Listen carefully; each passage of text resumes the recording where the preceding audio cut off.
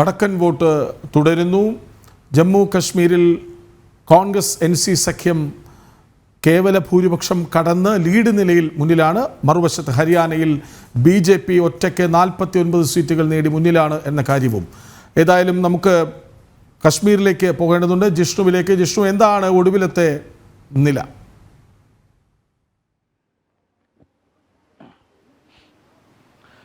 കൃഷ്ണരാജ്, 90 മണ്ഡലങ്ങളിലെ ലീഡ് നില പുറത്തു വരുമ്പോൾ ഇപ്പോൾ സൂചിപ്പിച്ചതുപോലെ 51 ഇടങ്ങളിൽ നാഷണൽ കോൺഫറൻസ് കോൺഗ്രസ് സഖ്യം ലീഡ് നിലനിർത്തുകയാണ്. കുറച്ച് സമയമായി ആ ലീഡിൽ നാഷണൽ കോൺഫറൻസും കോൺഗ്രസും നിൽക്കുന്നുണ്ട്. ഒപ്പം BJP 26 സീറ്റിലും ആ ലീഡ് നില ഉയർത്തി മുൻപോട്ട് പോവുകയാണ്. ഈ ഒരു ലീഡ് നില കഴിഞ്ഞ ഏകദേശം അരമണിക്കൂറിനടുത്ത ഈ ഒരു ലീഡ് നിലയിലാണ് മുൻപോട്ട് പോകുന്നത്. അതുകൊണ്ട് വലിയ മാറ്റങ്ങൾ ഈ ലീഡ് നിലയിൽ ഉണ്ടാകുമോ എന്നുള്ളത് നമുക്ക് നോക്കിക്കാണേണ്ടതാണ്. 26 ഇടങ്ങളിൽ BJP, അതായത് ജമ്മു സെക്ടറിലെ 43 മണ്ഡലങ്ങളിൽ 25 ഇടങ്ങളിലും കശ്മീരിലെ 47 മണ്ഡലങ്ങളിൽ ഒരിടത്തും BJP ലീഡ് ചെയ്യുന്നു. കഴിഞ്ഞ നിയമസഭാ തെരഞ്ഞെടുപ്പിനേക്കാൾ 1 സീറ്റ് കൂടുതലാണ് ഇപ്പോൾ BJP ലീഡ് ചെയ്യുന്നത്.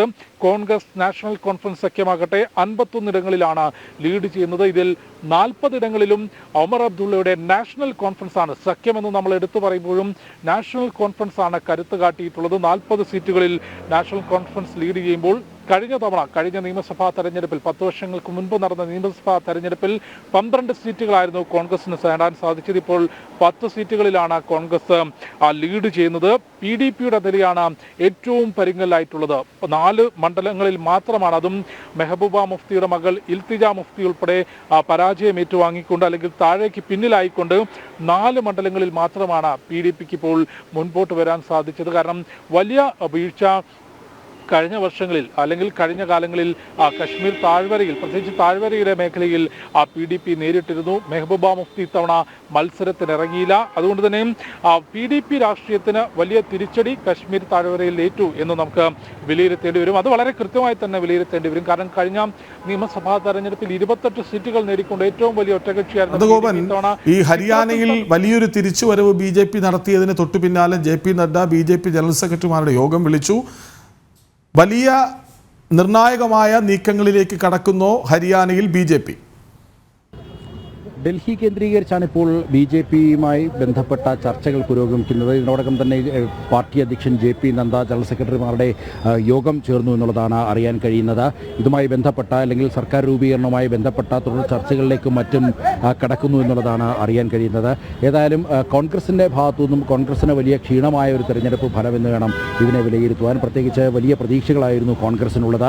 എക്സിറ്റ് പോൾ ഫലങ്ങളിൽ ഏതാണ്ട് 55 സീറ്റോളം കോൺഗ്രസിന് ലഭിക്കുമെന്നായിരുന്നു പ്രതീക്ഷകൾ. ഇതിനനുസരിച്ചുള്ള കണക്കുകൂട്ടലിൽ AICC ആസ്ഥാനത്ത് സർക്കാർ രൂപീകരണ ചർച്ചകൾ പോലും ഒരു ഘട്ടത്തിൽ കടന്നിരുന്നു. എന്നാൽ കനത്ത തിരിച്ചടിയായിരുന്നു കോൺഗ്രസിന് ഇപ്പോൾ ലഭിച്ചുകൊണ്ടിരിക്കുന്നത് എന്നുള്ളതാണ്.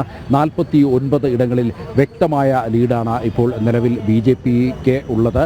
അത് ഒരുപക്ഷെ സീറ്റ് നില കൂടുതൽ വർദ്ധിക്കുവാനുള്ള സാധ്യതയും തള്ളിക്കളയാൻ കഴിയില്ല.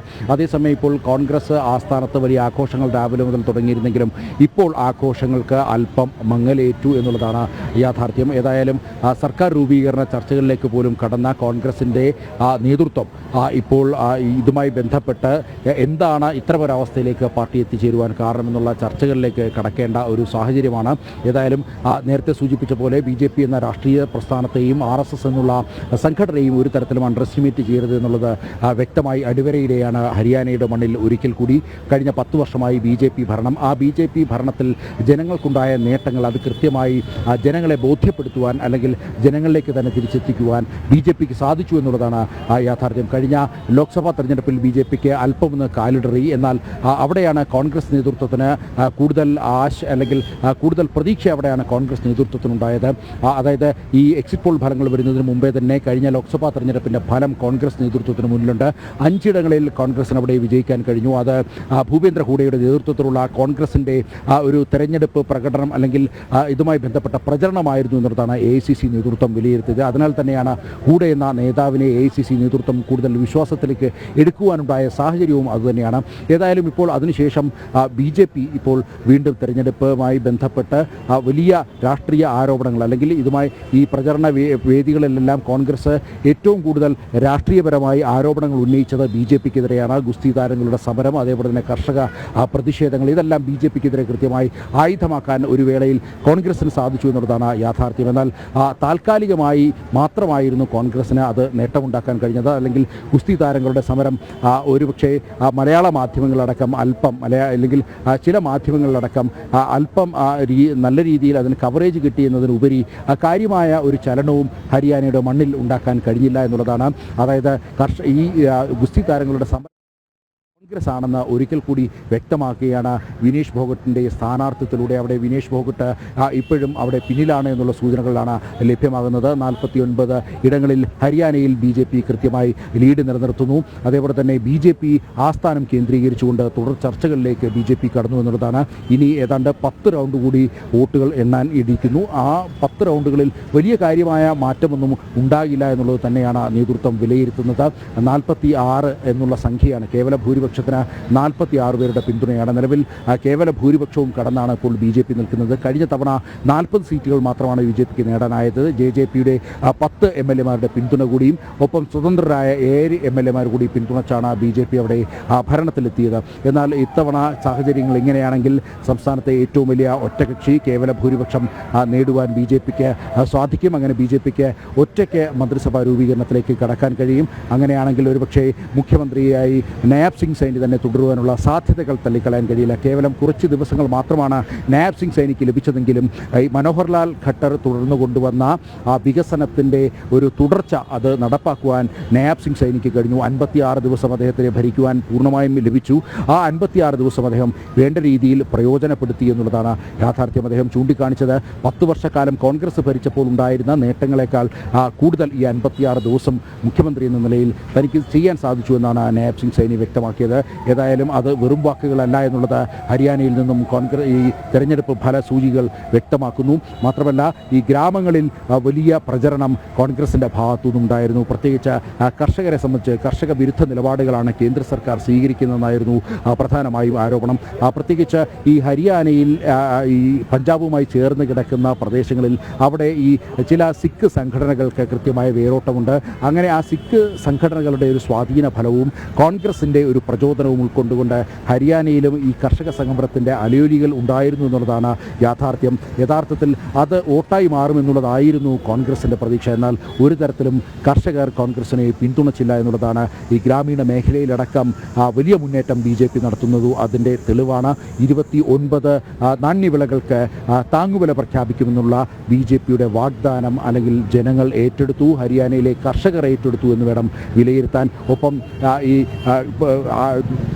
യുവാക്കൾക്കെതിരെ അല്ലെങ്കിൽ യുവാക്കൾക്ക് തൊഴിൽ ലഭിക്കുന്നില്ല എന്നതുമായി ബന്ധപ്പെട്ട് അല്ലെങ്കിൽ കൂടുതൽ തൊഴിൽ രഹിതർ സംസ്ഥാനത്തുണ്ട് എന്ന തരത്തിലുള്ള വലിയ പ്രചരണം കോൺഗ്രസിൻ്റെ ഭാഗത്തുനിന്നുണ്ടായിരുന്നു. എന്നാൽ യാഥാർത്ഥ്യം കണക്കുകൾ പരിശോധിക്കുമ്പോൾ കോൺഗ്രസ് ഭരണകാലത്തായിരുന്നു, കോൺഗ്രസ് ഭരിച്ചിരുന്ന 10 വർഷക്കാലായിരുന്നു ഈ ഹരിയാനയിൽ ഏറ്റവും കൂടുതൽ തൊഴിൽ രഹിതർ ഉണ്ടായിരുന്നത്. പിന്നീട് വന്ന മനോഹർലാൽ ഖട്ടർ സർക്കാർ മുതൽ തൊഴിൽ രഹിതരുടെ എണ്ണം കുറഞ്ഞു എന്നുള്ളതാണ്. ഒപ്പം തന്നെ അഗ്നിവീർ പദ്ധതി, യുവാക്കളെ മുൻനിർത്തി അഗ്നിവീർ പദ്ധതിയെ രാഷ്ട്രീയപരമായി ഉപയോഗിക്കാൻ കോൺഗ്രസിന് സാധിച്ചു. 4 വർഷം കഴിഞ്ഞ അഗ്നിവീർ പദ്ധതി കഴിഞ്ഞ് ഇറങ്ങുന്നവർക്ക് ജോലിയില്ല എന്നുള്ളതായിരുന്നു കോൺഗ്രസിൻ്റെ പ്രചരണം. കോൺഗ്രസ് അധികാരത്തിൽ വന്നാൽ അഗ്നിവീർ പദ്ധതി തന്നെ പൂർണ്ണമായും ഇല്ലാതാക്കുമെന്നായിരുന്നു പ്രചരണം.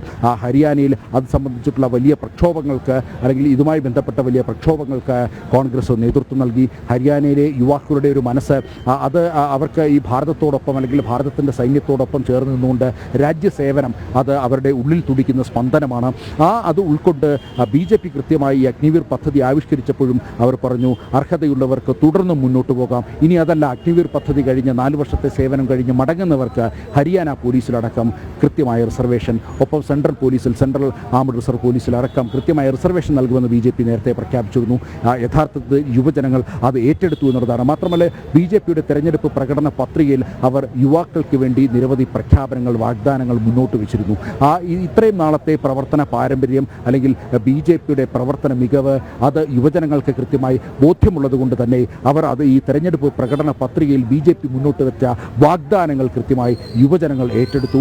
അതായത് എഞ്ചിനീയറിങ്ങിനും അതേപോലെ തന്നെ മെഡിക്കൽ വിദ്യാർത്ഥികൾക്കും അവരുടെ കോളേജുകളിലേക്ക് സൗജന്യം പോകാൻ ഒരു സൗകര്യം, അതേപോലെ തന്നെ ഗ്രാമങ്ങളിൽ നിന്നും കോളേജിലേക്ക് പോകാൻ വിദ്യാർത്ഥികൾക്ക് സ്കൂട്ടർ അടക്കമുള്ള സൗകര്യങ്ങൾ ലഭ്യമാക്കുമെന്നായിരുന്നു BJPയുടെ പ്രഖ്യാപനം. അങ്ങനെ വളർന്നു വരുന്ന തലമുറയ്ക്ക് അവർക്ക് പഠിക്കാൻ ഉതകുന്ന ഒരു അന്തരീക്ഷം സൃഷ്ടിക്കുക കൂടി ഈ BJP സർക്കാർ ചെയ്യുമെന്നുള്ള വാഗ്ദാനം അത് യുവജനങ്ങൾ ഏറ്റെടുത്തു എന്നുള്ളതാണ് ഈ തെരഞ്ഞെടുപ്പ് സൂചികകൾ, ഇതുവരെ പുറത്തു വന്ന സൂചികകൾ വ്യക്തമാക്കുന്നത്.